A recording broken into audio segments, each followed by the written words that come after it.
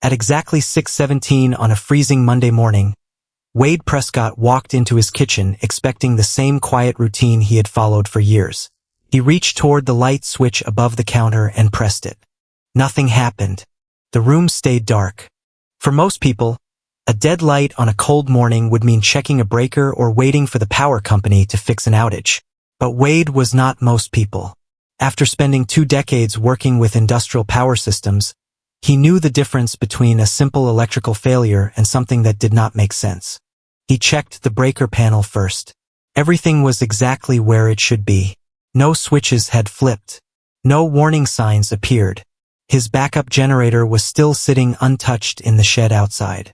That told him one thing immediately. The problem was not inside his house.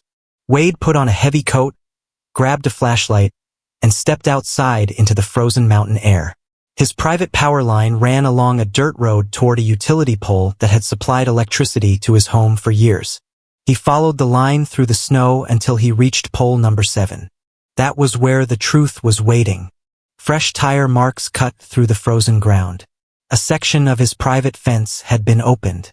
The dirt around the pole was disturbed by heavy boots. Someone had walked onto his property before sunrise. Then Wade looked up. 2 feeder lines had been cut cleanly. They had not snapped from weather. They had not failed because of age. Someone had intentionally damaged them.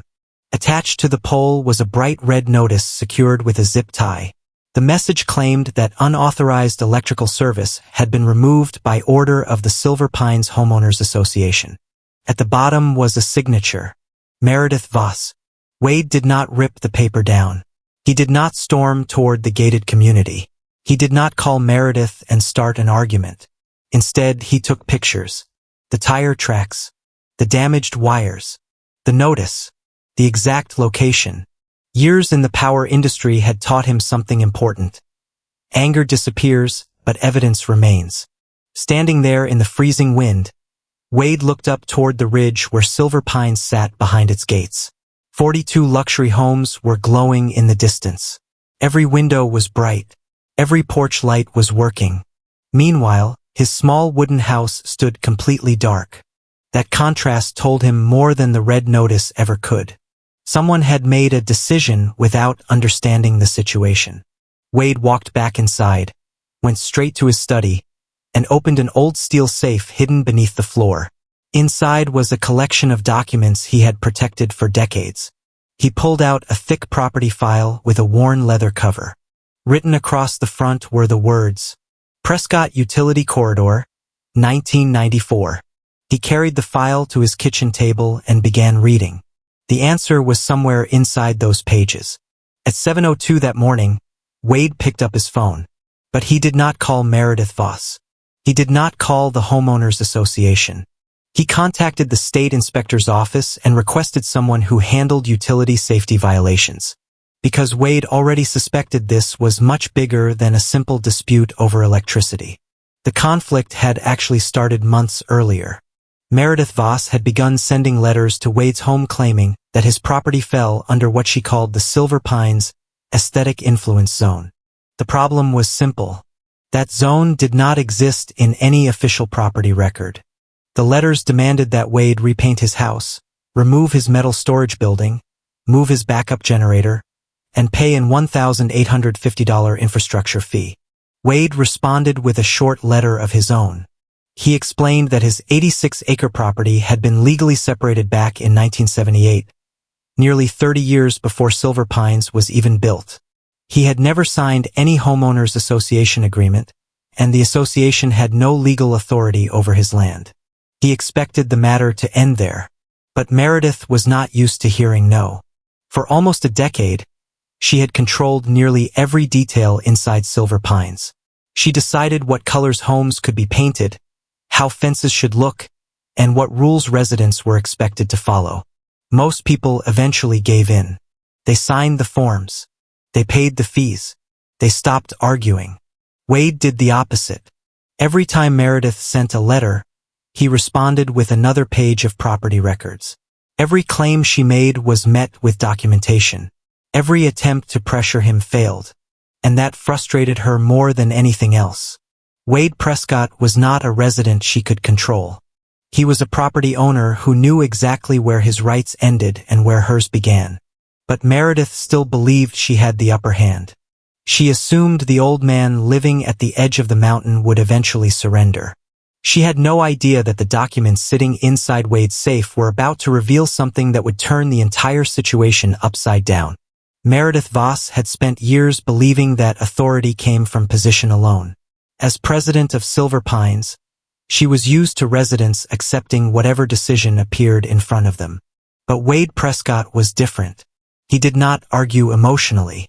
He did not threaten her. He simply refused to accept rules that had no legal foundation. That refusal slowly became personal. When the letters failed, Meredith changed tactics. Association patrol vehicles started passing Wade's property more often than usual. They would slow down near his gate and sit there long enough to make their presence obvious. Then her maintenance manager, Nolan Briggs, was sent to photograph Wade's storage building from the road. Soon after that, a sign appeared near the entrance of Wade's dirt driveway claiming it was a private community access area. The problem was that the sign was not on Silver Pines property. It was on Wade's land. The next morning, Wade removed it. He did not make a public complaint. He did not create a scene. He simply took down something that had been placed where nobody had permission to put it. To Meredith, that was another insult. She had spent years building a reputation as the person who kept Silver Pines under control. Residents listened because they believed she knew what she was doing. But Wade represented something she had rarely encountered. Someone outside her influence. Someone who did not need her approval. At the next Homeowners Association meeting, Meredith decided to turn the residents against him. Standing in front of the community, she described Wade as someone who benefited from Silver Pines' infrastructure while refusing to contribute financially. She told everyone that he was using the community's electrical system without paying his share. The problem was that she had never verified that claim. She had simply believed it. Nolan Briggs had noticed an old electrical line that curved from the technical corridor near the clubhouse toward Wade's property. Instead of checking the original utility documents, he assumed the line belonged to Silver Pines. That assumption was enough for Meredith. She immediately decided that Wade was taking advantage of the community. And once she believed that, everything else became easier to justify. She ordered Nolan to remove the line. Nolan was uncomfortable with the decision. He knew electrical systems were not something people could simply modify because they believed they had the right to do so. There were permits, safety procedures, and utility regulations involved. He warned Meredith that they should contact the power company first. But Meredith dismissed his concerns. She insisted that the association had emergency authority to protect its property. That same afternoon, she signed the order herself.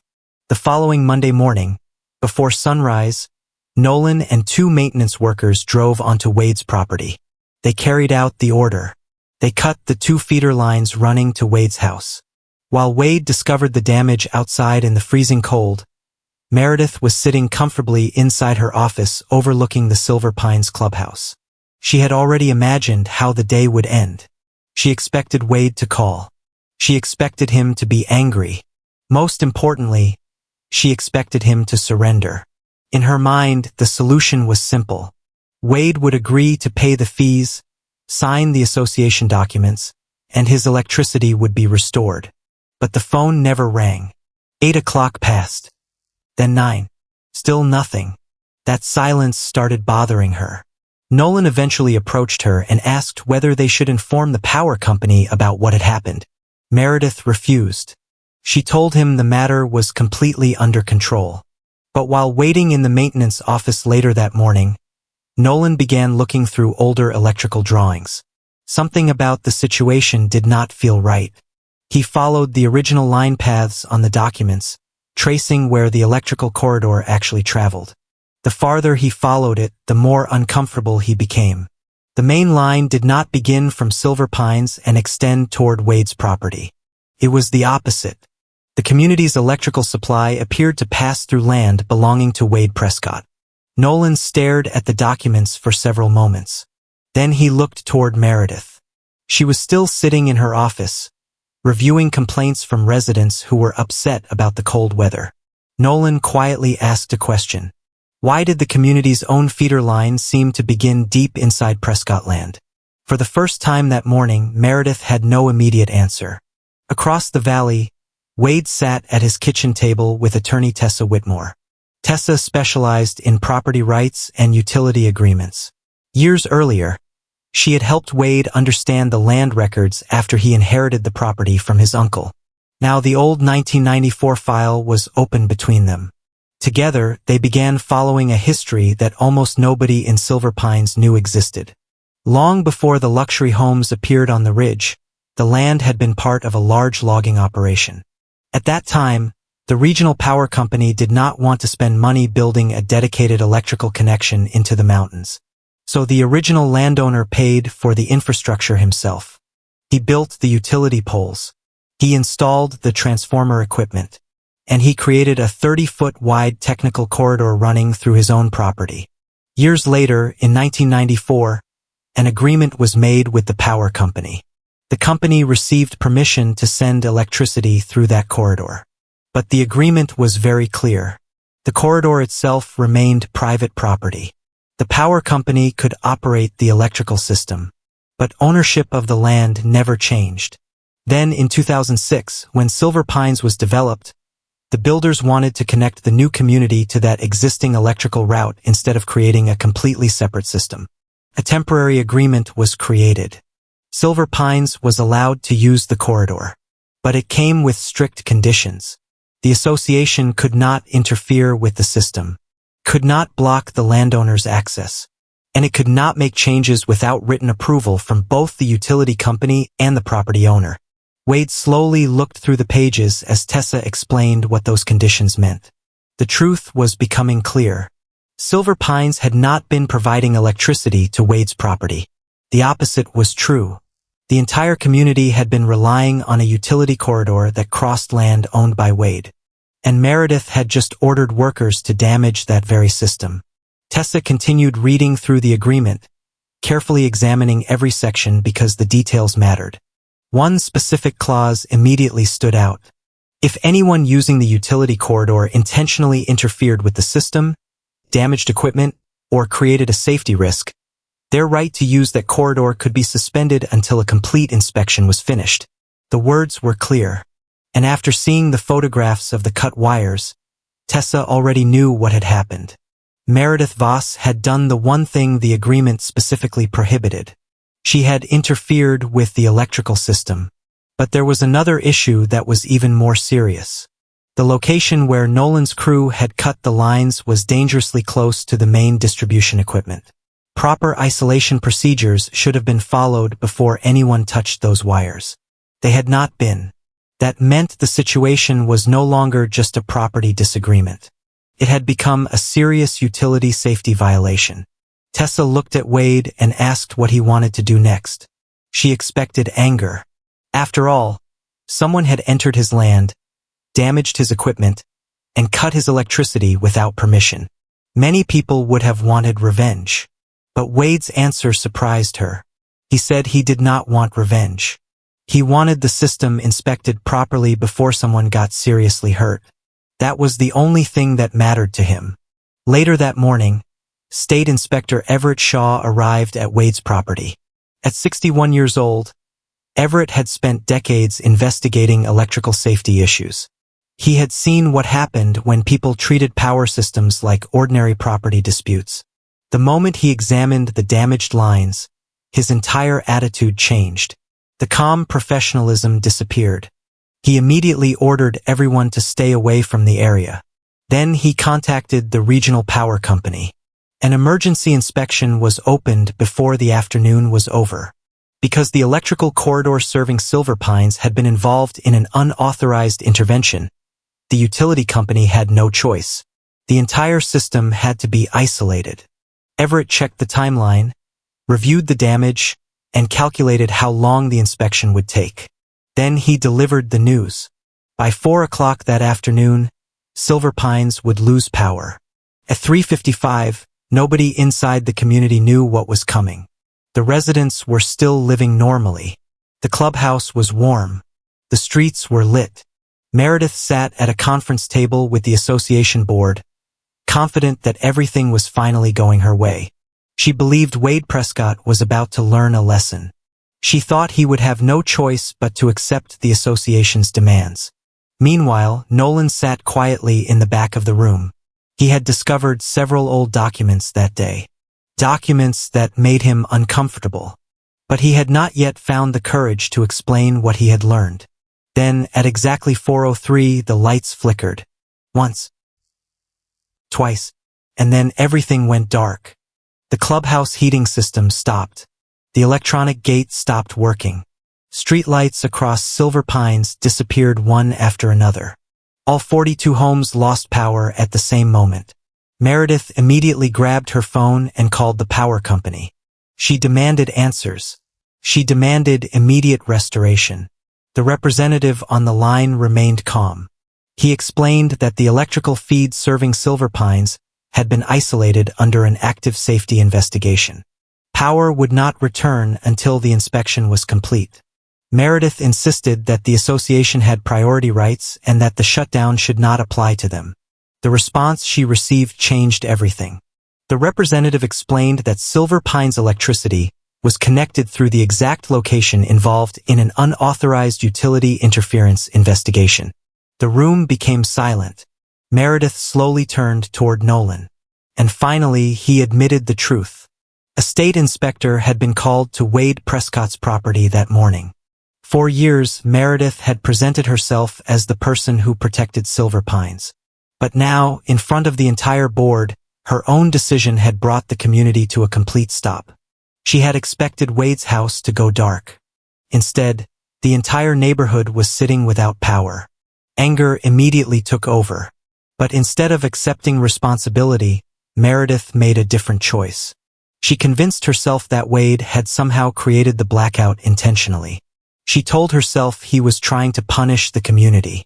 Outside the clubhouse, frustrated residents gathered with flashlights. They wanted answers. Meredith stood in front of them and blamed Wade.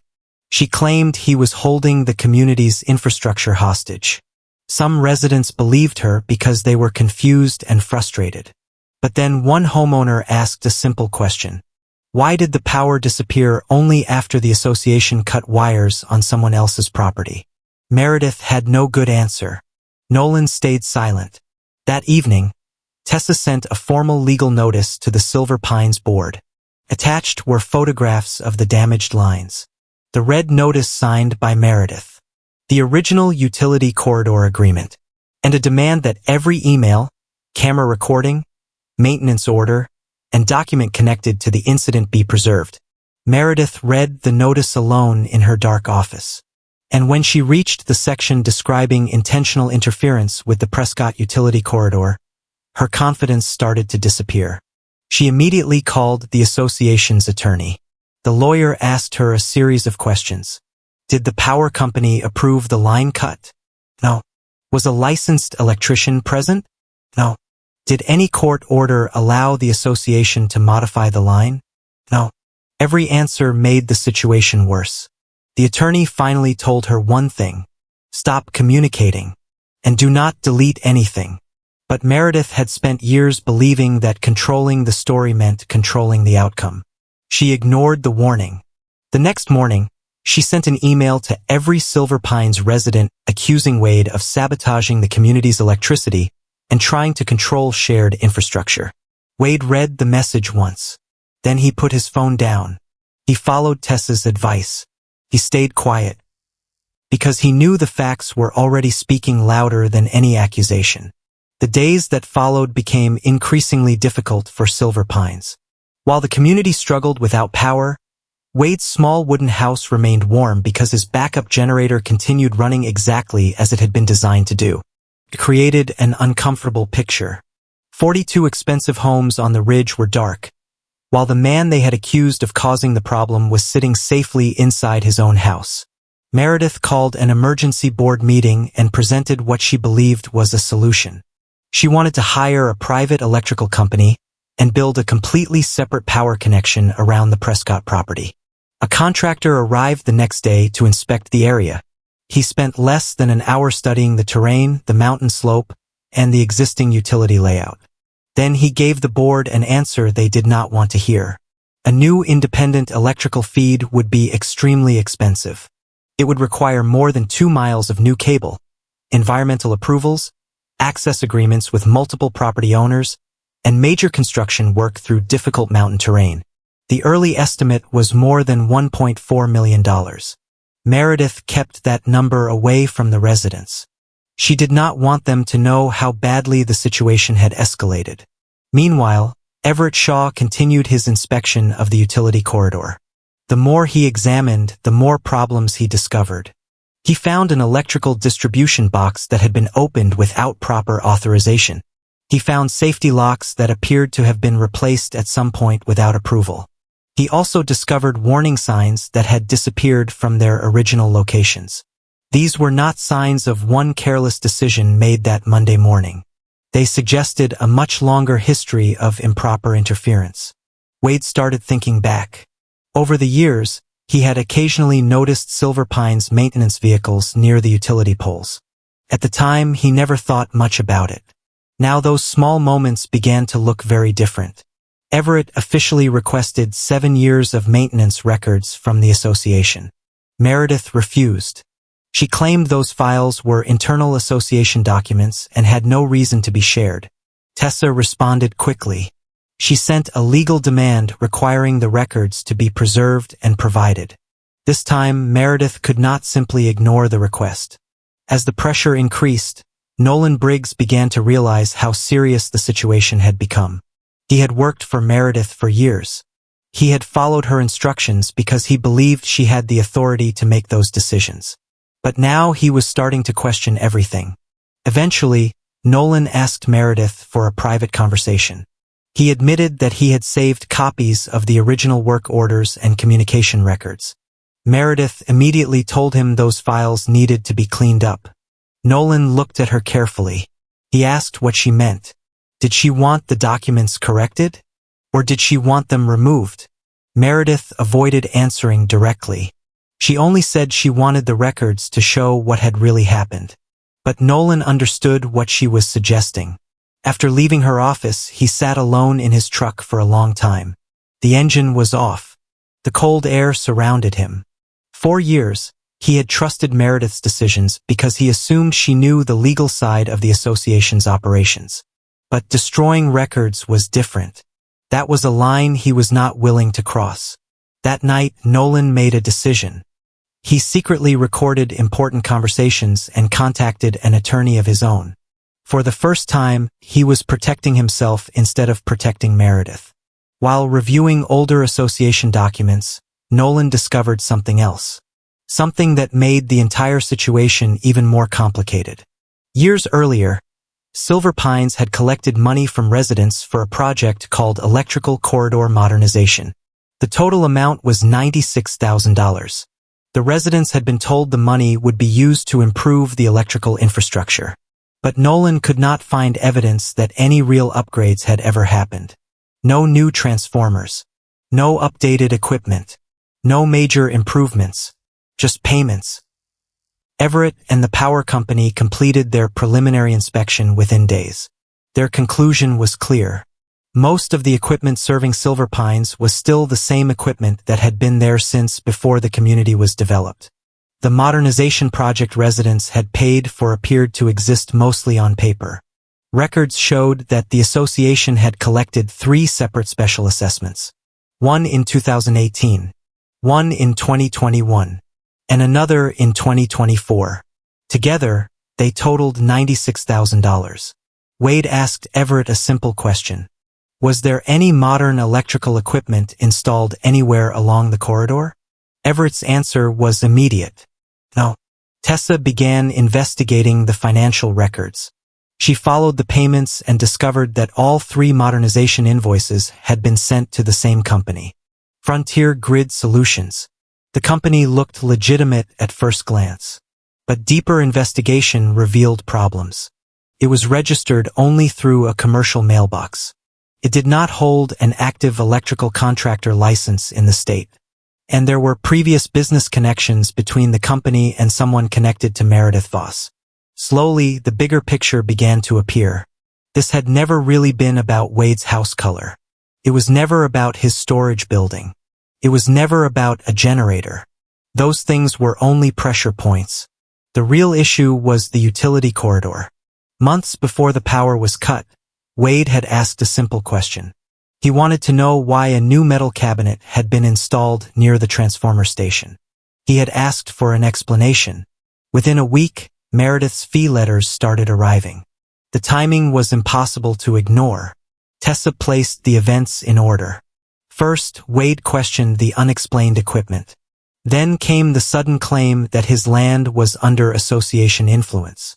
Then came the fees. Then the accusation that he was using community power. And finally, the decision to cut his lines. Wade had seen similar situations during his engineering career. When someone had a weak position, they often tried to create the appearance of authority through pressure and paperwork. Meredith needed Wade to sign something. Anything. A document that could give the association control over a corridor it never owned. But she had made one major mistake. She underestimated how carefully Wade had preserved the truth. The investigation continued, and every new discovery made the situation worse for Meredith Voss. Everett returned to the transformer area to examine the mysterious metal cabinet that had appeared near the utility equipment. Everyone expected to find some kind of recent upgrade. Instead, they found something completely different. Inside the cabinet was old switching equipment. Nothing new. Nothing that matched the modernization claims made by the association. But there was something else inside. A secondary meter. It appeared to have been installed to monitor electrical usage moving through the Prescott utility corridor without Wade's knowledge or approval. That discovery changed the nature of the investigation. This was no longer just about one unauthorized wire cut. There was evidence that someone had been quietly modifying and monitoring the system for years. Nolan decided he could no longer stay silent. He turned over everything he had. The work orders, the emails, the internal communications, and the recorded conversation with Meredith. He confirmed that Meredith personally ordered the line cut, even after he warned her that no proper permit or approval existed. For investigators, that detail mattered. Mistakes could happen, but ignoring warnings and moving forward anyway showed intent. Tessa reviewed everything collected so far. They no longer had only evidence of damage. They had evidence that Meredith knew exactly what she was doing. Then another document appeared.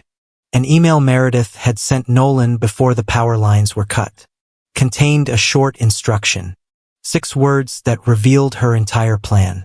Cut Prescott first. He'll sign afterward. The meaning was impossible to ignore. The goal had never been simply removing an illegal connection. The goal was pressure. She wanted Wade uncomfortable enough to surrender. She wanted him to sign an agreement giving Silver Pines control. But instead of forcing him to cooperate, her decision had exposed everything. Almost 2 days after the blackout began, frustrated residents demanded an emergency meeting. The clubhouse was running on a rented generator. People arrived angry, confused, and exhausted. Meredith stood at the front of the room and repeated the same story she had told before. She claimed Wade Prescott had caused the crisis. She claimed he was trying to control the community. She claimed Silver Pines was the victim. Then the clubhouse doors opened. Wade walked inside. Beside him were Tessa Whitmore and Everett Shaw. Wade did not walk in angry. He did not make a dramatic entrance. He simply carried a folder. He placed it on the table. Meredith immediately demanded that security remove him. But before anyone moved, Everett stepped forward. He introduced himself as a state utility safety inspector. The room became silent. Everett explained the truth clearly. Wade Prescott had not shut down Silver Pines. The power company had isolated the system because the association had interfered with a utility corridor without authorization. Tessa opened the folder. She showed the residents the photograph of the red notice signed by Meredith. Then she showed the pictures of the cut wires. Finally, she presented the email. Cut Prescott first. He'll sign afterward. The room changed instantly. Meredith looked toward Nolan. For years, he had stood beside her. But this time, he looked away. She was completely alone. Wade finally spoke. He did not insult Meredith. He did not raise his voice. He simply explained the history of the land. Silver Pines had never provided electricity to his home. The truth was the opposite. The community's electrical connection had always crossed through Prescott property. The original landowner had allowed that arrangement decades earlier because it helped the area develop. Wade had never demanded payment from the residents. He had never tried to control their homes. He had simply allowed them to use the corridor. But Meredith had made one reckless decision. She had damaged the very system that kept her own community running. One resident finally asked the question everyone was thinking. What happened to the $96,000 collected for modernization? Meredith tried to explain that the money had gone toward general maintenance. But Everett confirmed that no documented upgrades had been completed. The room became uncomfortable. People started looking at each other. They were realizing that they had spent days blaming the wrong person. Many residents had paid those special assessments without ever asking where the money went. Now they wanted answers. Meredith's calm image began falling apart. She raised her voice and argued that nobody understood the pressure of managing a homeowners association. Tessa responded quietly. Pressure did not give anyone permission to damage a utility system. That sentence ended the argument. Before the meeting closed, Everett informed the board that the case had already been referred to the State Public Utilities Enforcement Division and the State Auditor's Office. The consequences were no longer something Meredith could control. In the following days, the association's attorney attempted one final defense. He argued that Silver Pines had permanent rights to use the corridor and that power should immediately be restored. Tessa did not fight the argument. Instead, she asked him to read the entire agreement. Not just selected parts. The attorney opened the original 2006 document. And there it was. A clause that had been sitting there for 20 years. The right to use the corridor could be suspended if the association intentionally damaged equipment, interfered with the system, or created a safety hazard. The suspension would remain until repairs were completed and a safe operating plan was approved. Meredith had signed the order. Her own decision had triggered the suspension. Wade never needed to cut power to Silver Pines. The agreement had already done that itself. The consequences of Meredith Voss's decision were now impossible to avoid. The power company provided the association with a complete list of requirements before electricity could safely return to Silver Pines. Every damaged component had to be replaced. Every section of the corridor had to be inspected. The unauthorized locks installed around the equipment had to be removed. The hidden secondary meter had to be taken out. And the entire system had to be reviewed by qualified professionals. The early repair estimate came to $184,000. Under the terms of the agreement, the association would be responsible for costs directly caused by its own interference. For the first time since the conflict began, Meredith had no easy answer. She suggested filing a lawsuit against Wade. But even the association's own attorney refused to move forward without a formal board vote. The situation had changed completely. The same residents who once trusted Meredith were now questioning every decision she had made. The board eventually held a vote. And the result was clear. Meredith Voss was removed as president of Silver Pines. For years, she had walked out of meetings believing she was the most powerful person in the room. This time, she left quietly. No argument. No speech. No final victory. Just silence. Tessa warned Wade that Meredith might still attempt to hide financial information or destroy evidence. The state auditor moved quickly and secured the association's records before anything could disappear.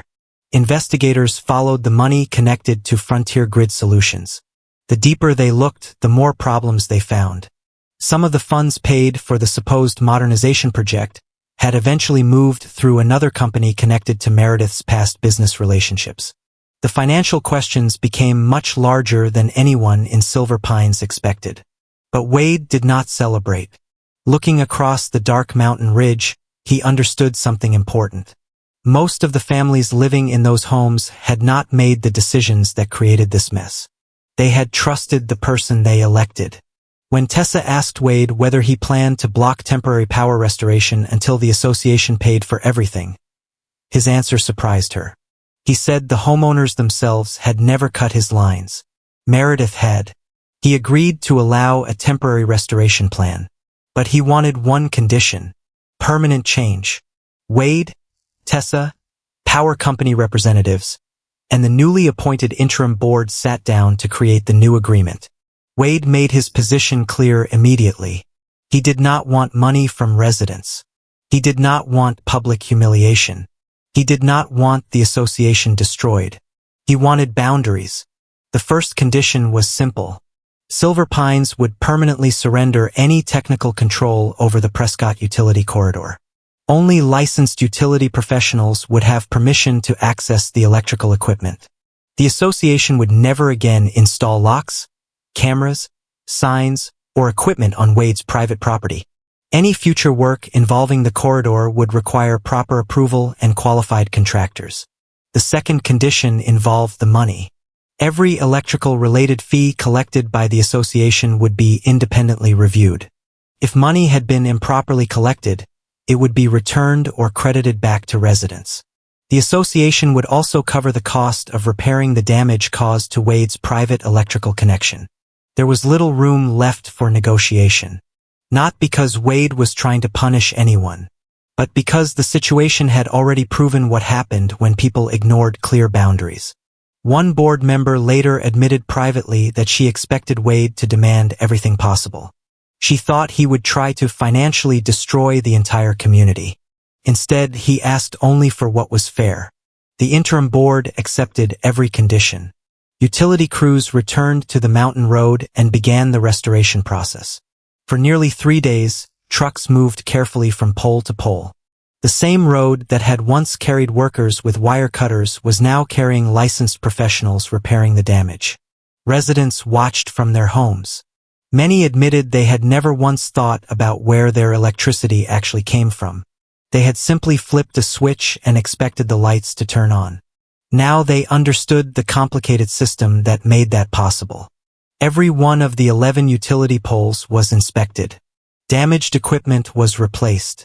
Unsafe components were removed, and Wade's severed lines were reconnected by a properly licensed crew. No shortcuts, no assumptions, no unauthorized decisions. Finally, on the third evening after the crisis began, power returned. At 8:42, lights slowly came back across Silver Pines. One house at a time, the dark mountain ridge started glowing again. And at the bottom of the mountain, Wade's small wooden home also came back to life. He walked into the kitchen. He stood in front of the same switch he had touched on that freezing Monday morning. He pressed it. This time, the light came on instantly. The problem was solved. But the story was not really about electricity. It was about knowing the difference between authority and control.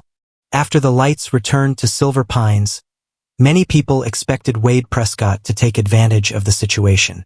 He had every reason to demand far more. He had been accused publicly. His property had been entered without permission. His electricity had been cut. And his reputation had been attacked in front of an entire community. But Wade chose a different path. When Tessa explained that he could potentially pursue a much larger settlement, Wade made his decision clear.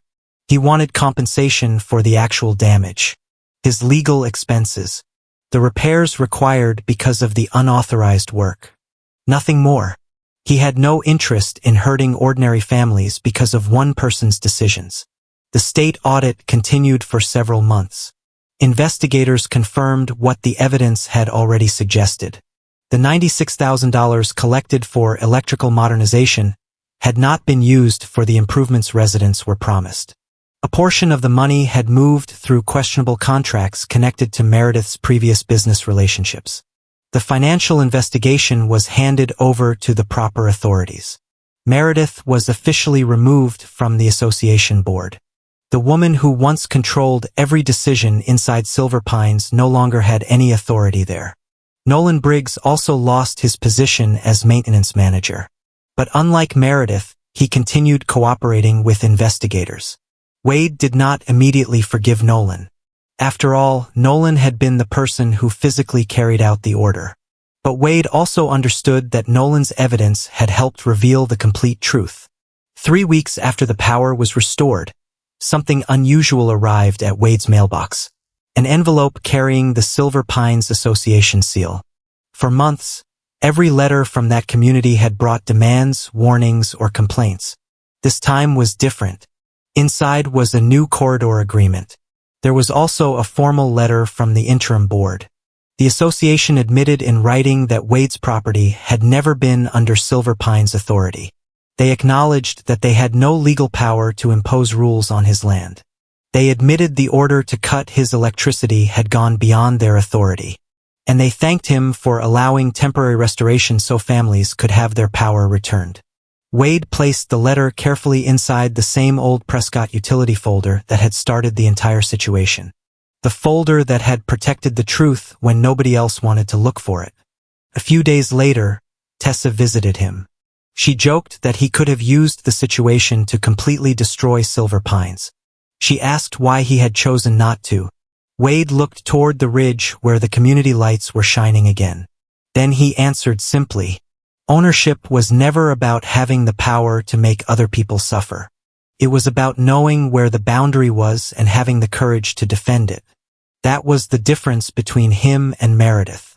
She believed power came from controlling people. Wade believed it came from understanding responsibility. Meredith's biggest mistake was not cutting the wires. That was only the action everyone saw. Her real mistake happened much earlier. She never checked whose land those wires actually crossed. Spring eventually arrived in the mountains. The frozen ground softened. The deep tire marks near pole number 7 slowly disappeared. The signs of that cold November morning faded with time.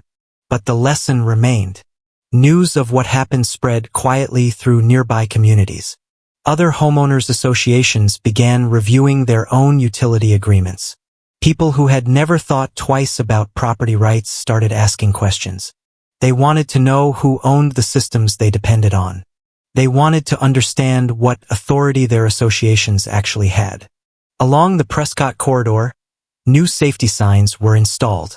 The old unauthorized markings disappeared. Association vehicles stopped appearing near Wade's private road. The improperly collected fees were returned according to the audit results. Silver Pines changed its internal procedures completely. From that point forward, any decision involving shared utilities required legal review and licensed professionals. No more assumptions. No more unauthorized work. No more people acting first and asking questions later. Wade returned to his normal life. He split firewood on weekends. He walked his property every morning. He maintained the same quiet routine he had always followed. When he passed Silver Pines residents on the road, he treated them politely. Some stopped to thank him. Some apologized for believing the wrong story. Wade always gave the same answer. He said he never wanted anyone left sitting in the cold. He had never been fighting the people who lived there. He had been protecting the truth. On pole number 7, the red notice with Meredith's signature was long gone. In its place was a small official metal sign.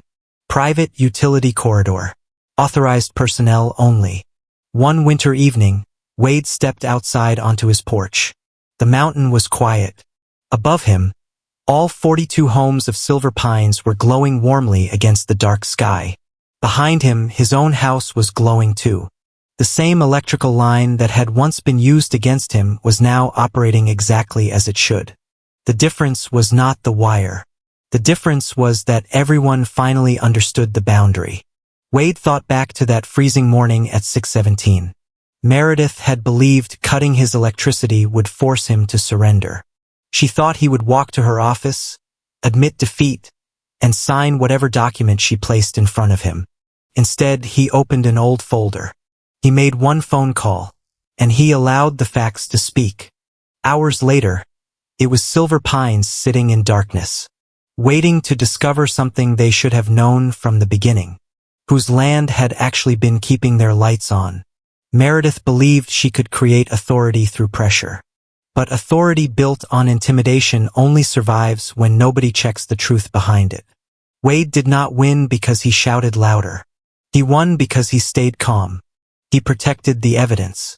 And he understood exactly where someone else's control ended and where his own rights began.